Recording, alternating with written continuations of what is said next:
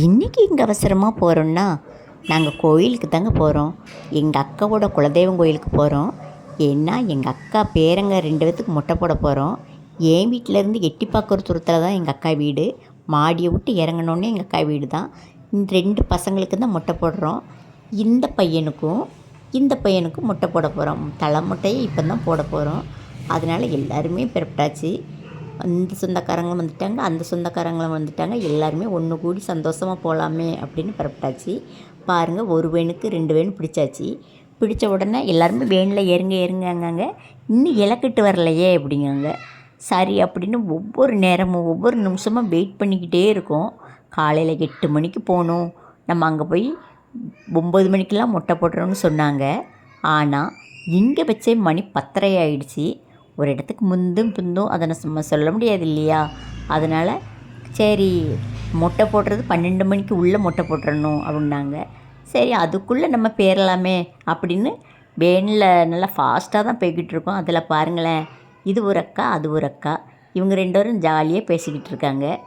சந்தோஷமாகவும் பக்கத்தில் உள்ளவங்ககிட்டலாம் பேசிக்கிட்டு இருக்காங்க. ஆனால் அவங்களுக்கு சங்கடம் என்னென்னா, நம்ம 2 பேன் பிடிச்சி 2 பேன் நிறையிலையே அப்படிங்கிற சங்கடம் தான். ஏன்னா நிறைய பேர் வாரேன்னு சொல்லியிருந்தாங்க. அவங்களுக்கு ஏதோ ஒரு சூழ்நிலை காரணமாக நிறைய பேர் வரவே இல்லை.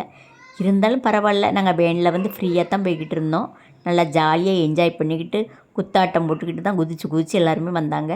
உச்சி வெயில் மண்டையை பிளக்குது, அது வேறு விஷயம். பிள்ளைங்களுக்கு பூரா அந்த வெயில் அடிக்கிறது கூட தெரியல. என்ன வேனில் வந்த சந்தோஷத்தில். அதுக்கப்புறம் தான் எனக்கு தண்ணித்தா, உனக்கு தண்ணித்தா அப்படிங்காங்க. கொண்டு போன தண்ணியை அரக்கனை உடனே காலியாக்கிட்டாங்க குட்டீஸ்களே சேர்ந்து. சரி வாங்கடா, தண்ணியை குடிச்சிட்டு கோயிலுக்கு போகலாம், சாப்பிடுங்க அப்படின்னாங்க. எல்லோரும் சாப்பிட அவசரமாக பிறப்பிட்டுக்கிட்டு இருந்தாங்க. பாருங்கள், இந்த டைமில் இந்த மருமகளை இந்த மாமனார் கொஞ்சிக்கிட்டு இருக்காரு. சாப்பிட்ற நேரத்தில் சொன்னால் கேட்குறாரா? கேட்க மாட்டார். பந்திக்கு முந்துங்கடா, படைக்கு பிந்துங்கடான்னு சொல்லுவாங்க. பந்திக்கு இவங்க முந்த மாட்டுக்காங்க. இவங்களால் நம்மளும் லேட்டாக போக வேண்டியிருக்கு.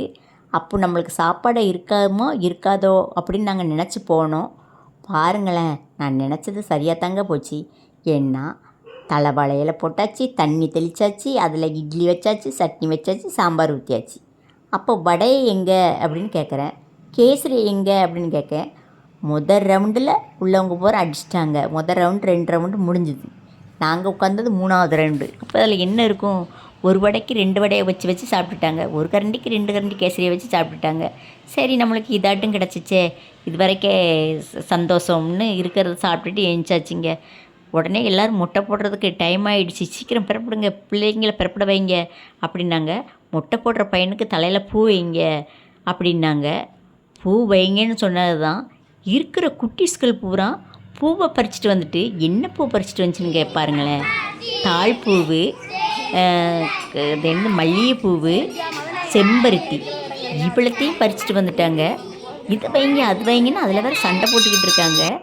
பாருங்களேன், அவங்க எவ்வளோ அழகாக விளாண்டுக்கிட்டு இருந்தாங்க அப்படின்னு. அந்த பழைய காலத்து விளாட்டை அவங்க விளாண்டுக்கிட்டு இருக்காங்க.